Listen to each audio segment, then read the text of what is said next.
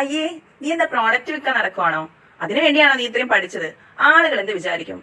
അതിനെന്താ ചേച്ചി, ഞാൻ ചെയ്യുന്നതും ഒരു ബിസിനസ് തന്നെയാണ്. ഈ ഡയറക്ട് സെല്ലിംഗ് കമ്പനി എന്താണെന്ന് ചേച്ചിക്ക് അറിയാമോ? അതൊന്നും എനിക്കറിയില്ല. പക്ഷെ എന്തോ തട്ടിപ്പ് പരിപാടിയല്ലേ ഈ ആളുകളെ ചേർക്കുന്ന പരിപാടി, കുറെ കാശൊക്കെ മുടക്കിയിട്ട്. ആ, അത് തന്നെയാണ് നമ്മുടെ എല്ലാവരുടെയും പ്രശ്നം. കാര്യങ്ങളൊന്നും ശരിക്കും മനസ്സിലാക്കാതെ ഓരോന്ന് ചിന്തിച്ചു വെച്ചേക്കാണ് ചേച്ചി. അങ്ങനെയല്ല ചേച്ചി, അങ്ങനെ പൈസ കൊടുത്ത് ചെയ്യുന്നതാണെങ്കിൽ പേരിനൊരു അക്കൗണ്ട് മാത്രമുള്ള ഞാൻ എങ്ങനെ ചെയ്യും? എനിക്കിത് ചെയ്യാനായിട്ട് പറ്റുമോ? ഈ ഡയറക്ട് സെല്ലിംഗ് എന്ന് വെച്ച് കഴിഞ്ഞാൽ ഇടനിലക്കാരില്ലാതെ ക്വാളിറ്റിയുള്ള പ്രൊഡക്ട്സ് നേരിട്ട് കസ്റ്റമേഴ്സിലേക്ക് എത്തിക്കുന്ന കമ്പനികളാണ്. അതുവഴി നമുക്കും നല്ലൊരു മാസ വരുമാനം നേടിയെടുക്കാനായിട്ട് പറ്റും. ആണോ? അപ്പൊ പിന്നെ ഈ ആളുകളെ ചേർക്കുന്നതോ? അതെന്തിനാ?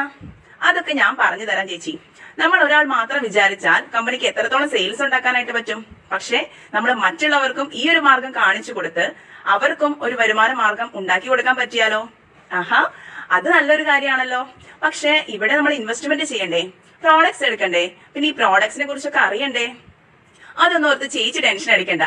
ഒരു രൂപ പോലും മുടക്കേണ്ട. പ്രോഡക്ട്സ് നമ്മൾ എടുക്കേണ്ട ആവശ്യമില്ല. എല്ലാം പഠിപ്പിച്ചു തരാനായിട്ട് ഇവിടെ ഫ്രീ ട്രെയിനിങ്സ് ഉണ്ട്. അതൊക്കെ പോരെ? എന്നാൽ ഓക്കെ. എങ്കിലും ഞാനൊരു കാര്യം ചോദിച്ചോട്ടെ, നിനക്ക് ഇപ്പൊ മാസം എത്ര വരുമാനം കിട്ടുന്നുണ്ട്? ആ ചോദ്യം എനിക്ക് ഇഷ്ടപ്പെട്ട് കേട്ടോ.